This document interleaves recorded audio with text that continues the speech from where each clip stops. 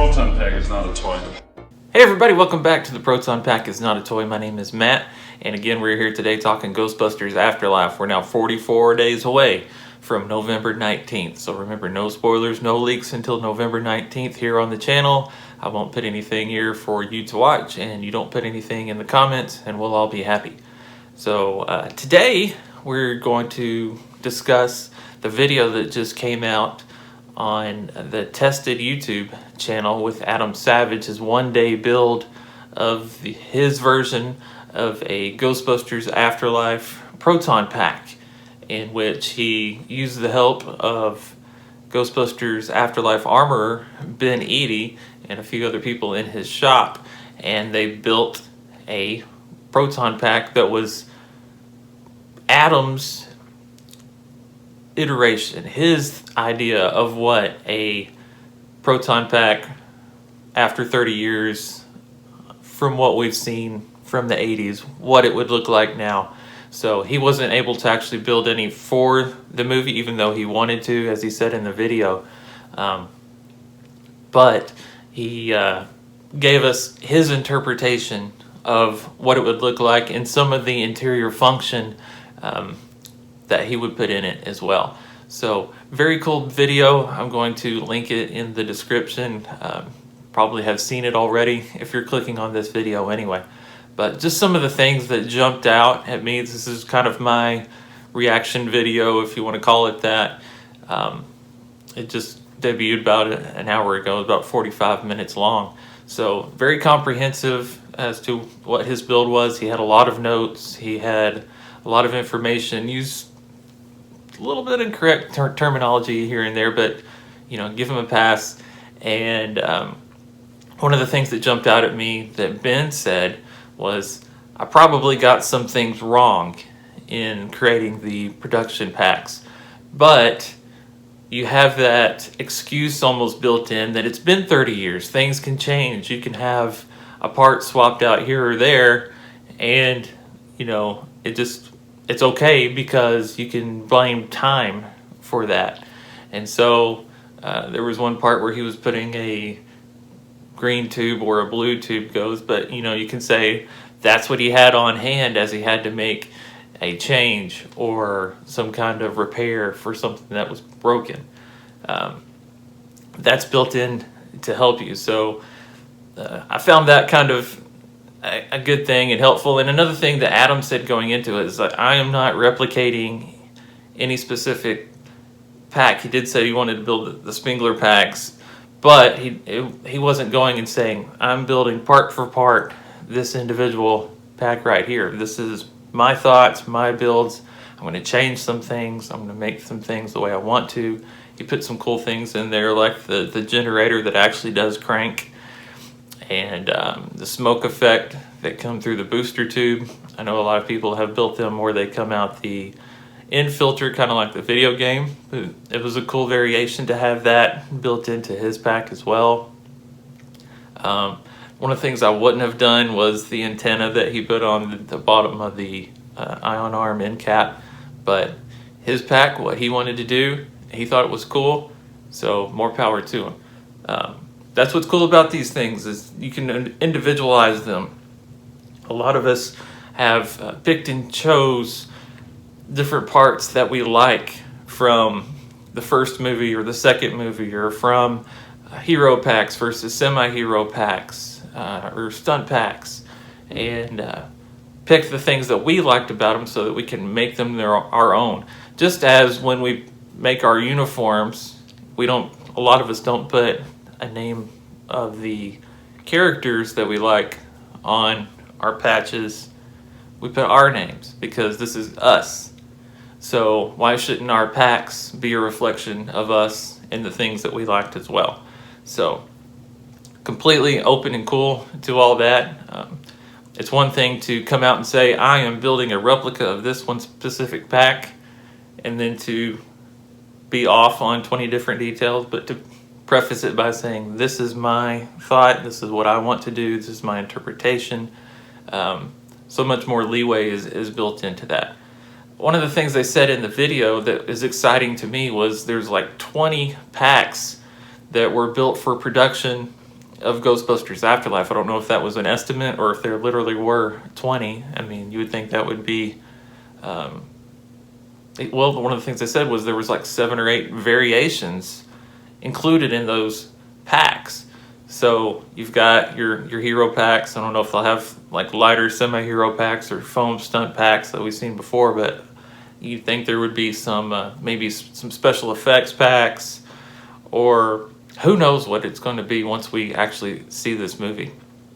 So that's exciting that it gives us as builders, as people that down the line, if you haven't started yet, if you want to build a Ghostbusters Afterlife pack in the wake of this movie coming out, you're going to have a lot of different options of which pack you want to build. So you're not just cornered into, like we've had 10 between the 2 movies that we started with, from Ghostbusters and Ghostbusters 2, between the hero packs and the semi-hero packs if we don't count the stunt packs. But think about all the options that we'll have for building an accurate Ghostbusters Afterlife pack as more of these details come out. So that's exciting to me, that we'll have options and different, that they're going to put out a lot of pictures and have a lot of opportunity for us to, as builders, now that they know that we are interested in these type of things, that we're super detailed in a lot of the things that we look for, that I expect that they would give us access to at least a few of these packs so that we can, find every detail. And if we're going to be making our versions of these, then they're going to give us access. Hopefully that will be the case. Adam, at the end of his video, did say that he got to reference a Ghostbusters Afterlife production used Proton pack and took a lot of pictures of it, and he was going to put those out to the community for us to reference. So thank you so much to Adam for that, for us to already have that kind of information out now.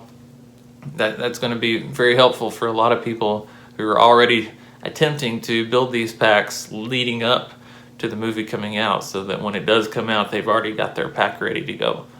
So that's super cool of him to do that, and for Sony for allowing him to have access to those packs and to post those pictures out there. If you're one that would consider that kind of as a leak, then I don't think it's going to be thrown out there. It's kind of a place where you got to go click on a link and find it and go to it.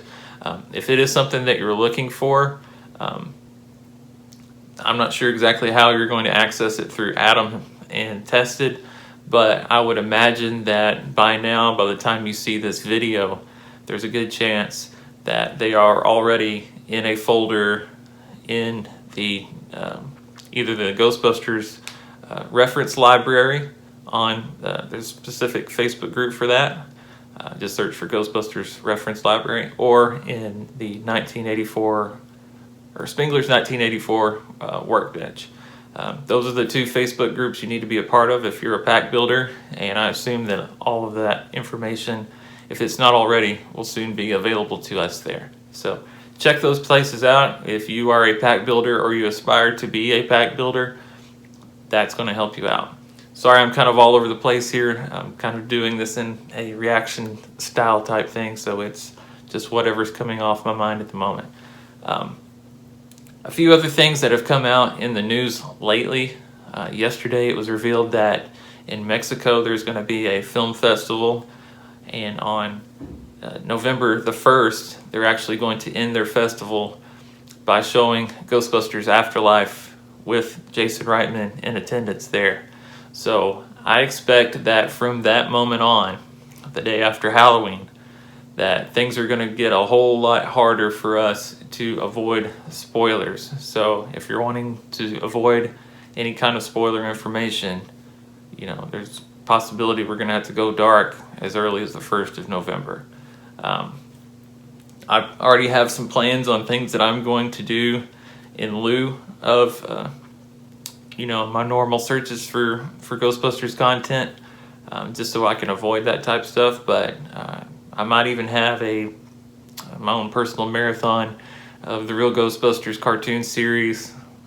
There's so many hours of that I could just sit and watch and kill a couple of weeks full of free time where I would normally be just messing around on social media and on my phone and stuff. So think of different ways you're going to be able to spend your time if you do plan on going dark. If I do post any videos in November, hopefully I'll be able to. I may actually turn off the comments at that point and just put some stuff that is tangential to Ghostbusters Afterlife, and maybe more about other things like building the packs, modifying different things on the packs, some toy reviews, maybe even some of those episodes of the Real Ghostbusters. I don't know exactly what yet, but I do plan on having almost a series of here's what I'm doing while I'm not being spoiled by Ghostbusters Afterlife spoilers. So that's out there. And then obviously on Friday, I'm filming this on Wednesday. On Friday, they're having the New York Comic Con panel with the Reitmans, Kilkinnon, and then 5 of the actors from the movie are supposed to be there. It's listed as an hour from 6:30 to 7:30 Eastern Time. So I'm Central Time, so I'll be 5:30 here on Friday. And it's only listed as an hour. It's listed as a panel with a Q&A. Apparently somebody from Entertainment Weekly is supposed to be there, so I assume they'll be like the moderator. And there's supposed to be some additional footage shown that we haven't seen before. If you're attending, then let me know in the comments, or if you're planning on doing the virtual viewing of the panel, then post that on the comments as well. I'd be interested to know how many of you guys are planning to take part in that panel. And I'm just curious on what they'll be able to post afterwards after that. How much of this is meant to be a secret type thing, or if any of that footage that comes out will be immediately put out through the Ghostbusters social media channels. There's a possibility that that's the case as well. So right now I haven't bought a virtual ticket to do the panel. We'll see if my arm gets twisted in the next 2 days before I have to make that decision or not. So a lot of stuff coming out to be excited about, and we're getting a lot closer. Like I said in the last video, I expect we'll start seeing TV commercials soon. If we do get a third trailer, then we're almost 6 weeks until release date. You know, it's going to be that time pretty soon where those things are really going to start ramping up. So the baseball playoffs are now underway. A lot of times you'll see movie trailers mixed in a lot with the commercial breaks in a lot of sporting events like that. NFL games on Sundays. There'll be a lot of opportunity for mass audiences, hopefully, to be able to see trailers for this movie, even if it's the first or second trailer or variations thereof during these commercials. Then hopefully that'll be something that comes out very soon, so that we'll start get the masses excited about it again. It's been 2 months since that second trailer came out, so the buzz has, expectedly died back down. But things like this Comic-Con event hopefully will get things fired back up again and have people talking and excited about this movie again. So that's about all I have for you guys today. I just wanted to put my initial thoughts about the tested video out there. Really cool to be able to see that, and hopeful for what we will be able to build in the next coming months. And let me know what your favorite things were about Adam's build, and anything that you might have done differently. And we'll talk about it in the comments. Thank you guys for watching. Have a great day.